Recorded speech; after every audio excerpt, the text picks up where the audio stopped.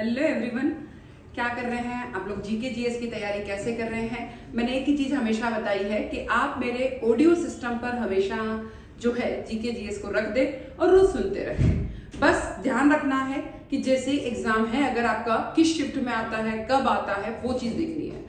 जिस शिफ्ट में आता है वैसे भी आपको एग्जाम सेंटर पे 2 से 2.5 घंटे पहले पहुंचना है, ये ध्यान रखें, क्योंकि गेट भी बंद हो जाता है। और ध्यान रखें, आईडी प्रूफ हमेशा साथ लेके जाना है। आईडी प्रूफ में हो सकता है पासपोर्ट भी हो सकता है, आधार कार्ड भी हो सकता है, लाइसेंस भी हो सकता है। देन पेन का पूरा ध्यान रखना है, ट्रांसपेरेंट पेन ही लेके जाना है। तो इसलिए बहुत सारी चीजों का ध्यान रखना है।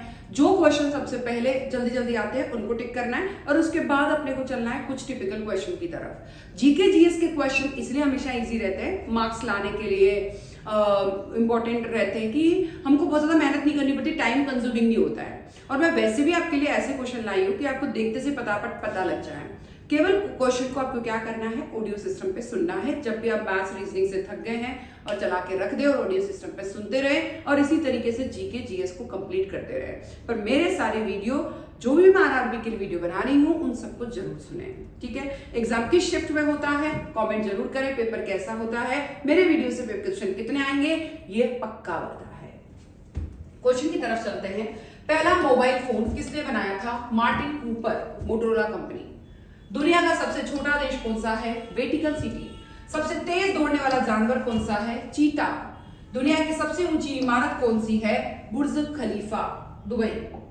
किस धातु का प्रयोग थर्मामीटर में होता है? पारा, मरकरी। शतरंज खेल की खोज कहां हुई है? भारत में। किस ग्रह पर सबसे अधिक चंद्रमा है? शनि ग्रह पर। किस जीव के पास 3 दिल होते हैं? ऑक्टोपस के पास 3 दिल होते हैं। कार्य का ऐसा ही मात्रक क्या होता है? जो ध्वनि की जूल होता है। ध्वनि की गति वायु में लगभग कितनी होती है? 343 एमएच। द्रव्यमान और बल का संबंध क्या है? न्यूटन का द्वितीय नियम होता है। जल का रासायनिक सूत्र क्या है? H2O, 2 hydrogen 1 oxygen. सबसे हल्का तत्व कौन सा होता है? सबसे हल्का तत्व हाइड्रोजन होता है।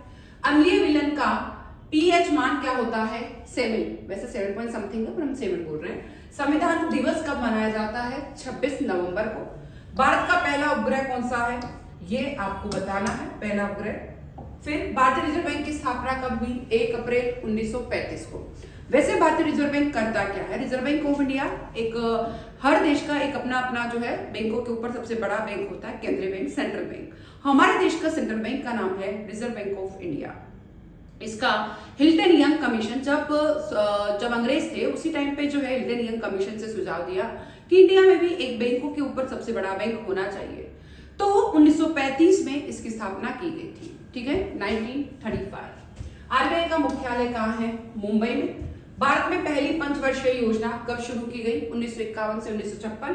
योजना आयोग की स्थापना कब की गई थी? 15 मार्च 1950 को। नीति आयोग की स्थापना कब की गई? 1 जनवरी 2015। पहले योजना आयोग हुआ करता था और योजना आयोग के स्थान पर क्या आ गया है? नीति आयोग। विकास दर किसे कहते हैं? जीडीपी में जो वार्षिक वृद्धि दर होते हैं उसे विकास दर कहा जाता है। जीडीपी, ग्रॉस डोमेस्टिक प्रोडक्ट, इसका पूरा नाम है। जीएनपी, ग्रॉस नेशनल प्रोडक्ट, इसका पूरा नाम है। फिर बात करते हैं राष्ट्रीय आय की गणना की मुख्य विधियां कौन सी है? उत्पादन विधि, आय विधि, व्यय विधि। उत्पादन का मतलब है प्राथमिक क्षेत्र, द्वितीय क्षेत्र, तृतीय क्षेत्र, तीनों क्षेत्र के द्वारा जो भी उत्पादन होता है उन सबको प्लस कर दिया जाए तो उत्पादन विधि।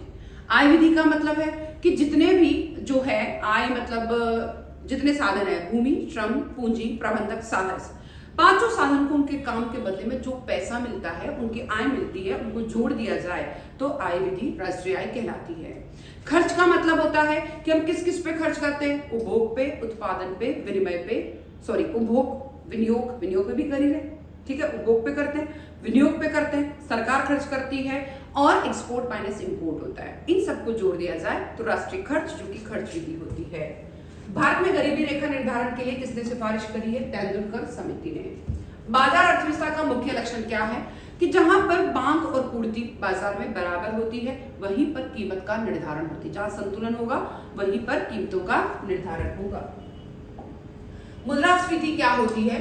जब वस्तुओं सेवाओं की कीमतें सामान्य रूप से यानी वस्तुओं की कीमतें जब अर्थव्यवस्था में बहुत अधिक बढ़ जाती है, दैट्स कॉल्ड मुद्रास्फीति। फिर आता है मंदी। क्या होती है? रिसेशन, कि जब वस्तुओं सेवाओं की कीमतें बहुत अधिक गिर जाती है, दैट्स कॉल्ड मंदी। बेरोजगारी की किस्में कितनी होती है? एक खुली बेरोजगारी, छिपी बेरोजगारी, मौसमी बेरोजगारी, चक्रीय बेरोजगारी, संरचनात्मक बेकारी। अब खुली बेरोजगारी का मतलब क्या होता है? छिपी बेरोजगारी का मतलब क्या होता है? छिपी का मतलब है कि 10 व्यक्ति कहीं काम करने जाते हैं और वो 20 कुर्सी बना रहे हैं, ठीक है। अब एक व्यक्ति और उसमें आ जाता है, 21 व्यक्ति हो जाते हैं, फिर भी वो 20 कुर्सी ही बना रहे हैं।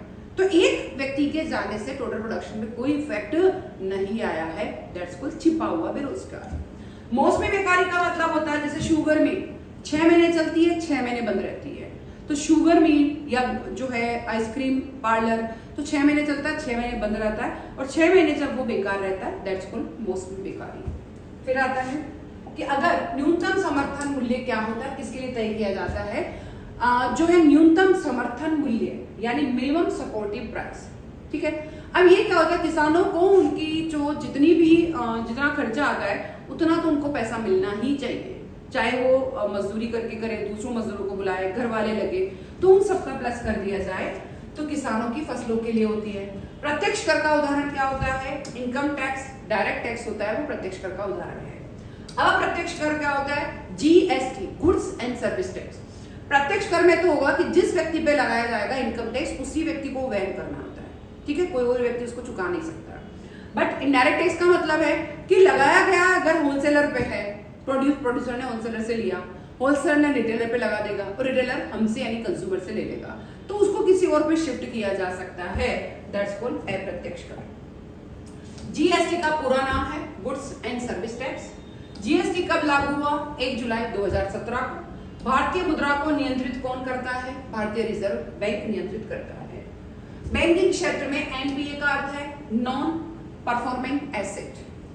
बजट में राजकोषीय घाटा क्या होता है? कुल खर्च में से कुल प्राप्ति निकाल दो, बट प्राप्ति कौन सी है? बिना उधार नहीं, मतलब उधार लेके फिर प्राप्ति करोगे वो नहीं, खर्च में से उधार मतलब प्राप्ति निकालो। भारत में प्रत्यक्ष विदेशी निवेश की अनुमति किसके तहत दी जाती है? विदेशी मुद्रा प्रबंधन अधिनियम, जिसे फेमा कहा जाता है, उसके तहत। HDI ह्यूमन डेवलपमेंट इंडेक्स पूरा नाम है। सेबी क्या होता है? Securities and exchange board of India. ये क्या होता है कि सिक्योरिटी यानी शेयर मार्केट में पहले क्या होता था कि कोई पहले नहीं था सेबी, बट हुआ क्या कि जब शेयर मार्केट में बहुत ज्यादा घोटाला हुआ और हर्षद मेहता के समय में बहुत ज्यादा घोटाला हुआ, तो उसके बाद सेबी की स्थापना की गई, securities and exchange board of India. Bharat में सबसे ज्यादा रोजगार किस क्षेत्र में है? कृषि में, क्योंकि भारत कृषि प्रधान देश है। हरित क्रांति किससे संबंधित है? कृषि उत्पादन से। 1966 से पहले क्या होता था कि हम लोग जो है प्रोडक्शन करते थे, पर प्रोडक्शन में हम लोग पुराने औजारों पे थे, हल पे डिपेंड थे, ट्रैक्टर नहीं थे, हम लोग जो है नहरों से तालाबों से सिंचाई करते थे, हमारे पास सिंचाई की कोई व्यवस्था नहीं थी, न किसानों को कोई ट्रेनिंग थी, न उनके पास टेक्निक थी। तो इसके कारण हमने इंडिया ने ये सोचा कि 1966 में ग्रीन रेवोल्यूशन लाया गया। इसके तहत किसानों को ट्रेनिंग दी गई, उनको अच्छे HYV सीड दिए गए, रासायनिक खाद दी गई और ट्रैक्टर से सिंचाई की व्यवस्था और फव्वारा सिंचाई योजना दी गई, जिसके कारण बहुत ज्यादा डेवलप होगा।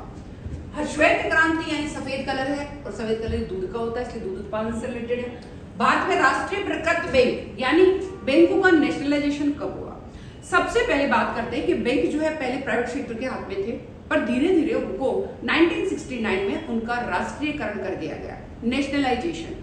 1969 में 14 बैंकों का किया गया था और 1980 में 6 और बड़े बैंकों का राष्ट्रीयकरण किया गया था। भारत में सबसे अधिक राजस्व किससे प्राप्त होता है? जीएसटी और आयकर से सबसे ज्यादा प्राप्त होता है। भारत का पूरा नाम भारत गणराज्य है। भारत की राजधानी नई दिल्ली में है। भारत में राज्य की संख्या 28 राज्य। भारत में जिलों की संख्या 797 जिले। भारत में कुल केंद्र शासित प्रदेश 8 है। क्षेत्रफल में भारत का सबसे बड़ा राज्य राजस्थान है।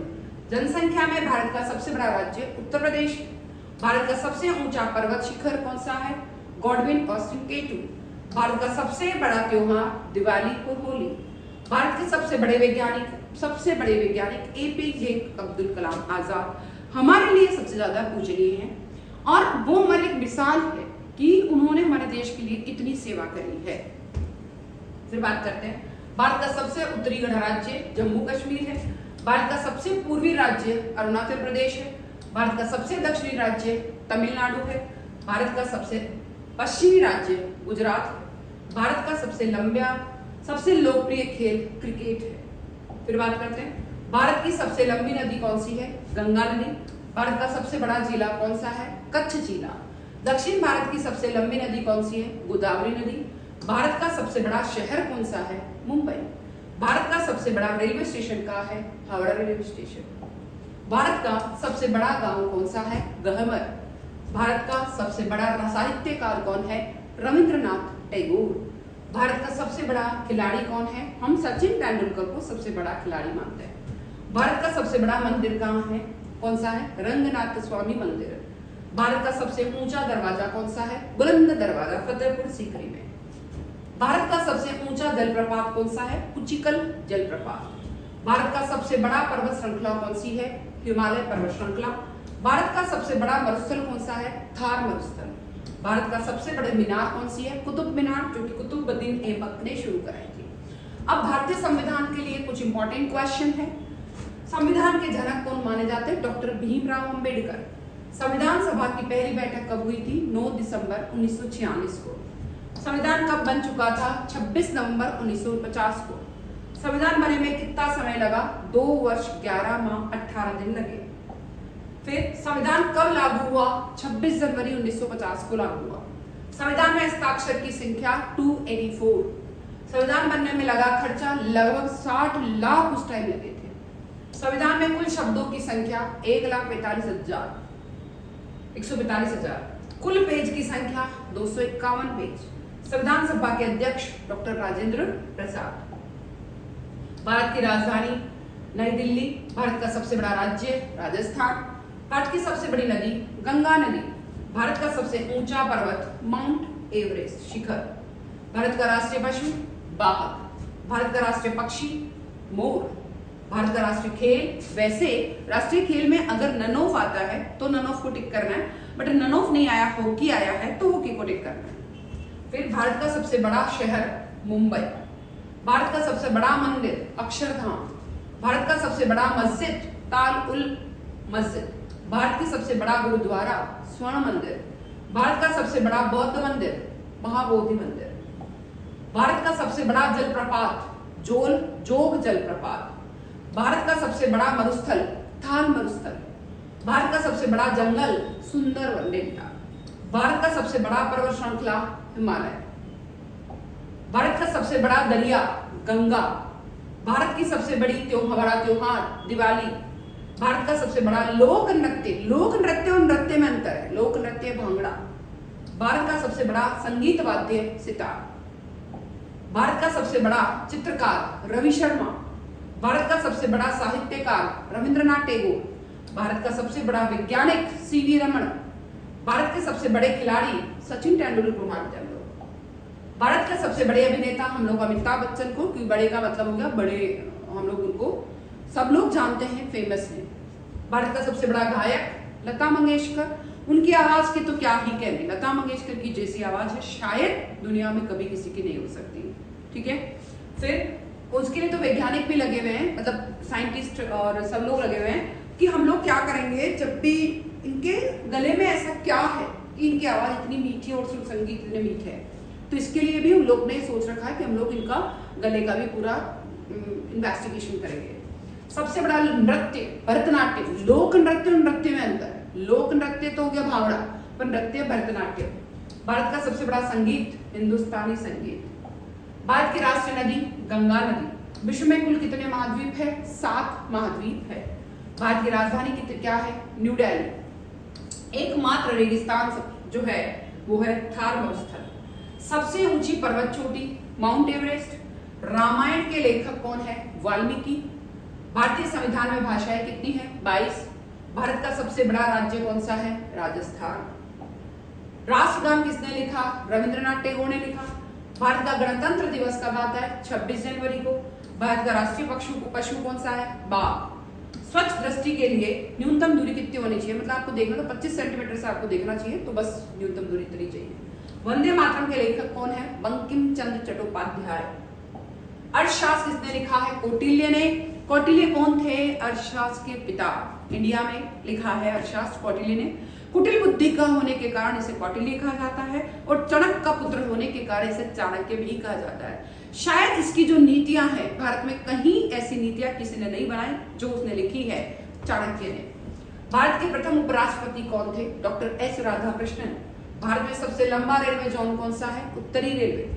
प्रथम विश्व युद्ध शुरू कब हुआ? 1914 में। जय हिंद का नारा किसने दिया? सुभाष चंद्र बोस ने। इसरो की स्थापना कब हुई?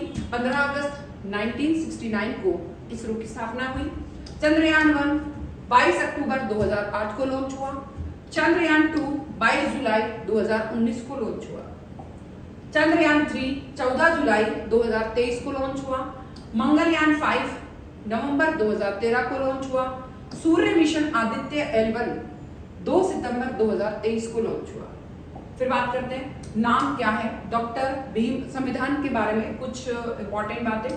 नाम है, अगर डॉक्टर भीमराव अम्बेडकर के बारे में बात करते हैं तो जन्म हुआ अप्रैल 1891 मध्य प्रदेश में। मृत्यु हुई 6 दिसंबर 1956 न्यू दिल्ली में। माता थी भीमाबाई।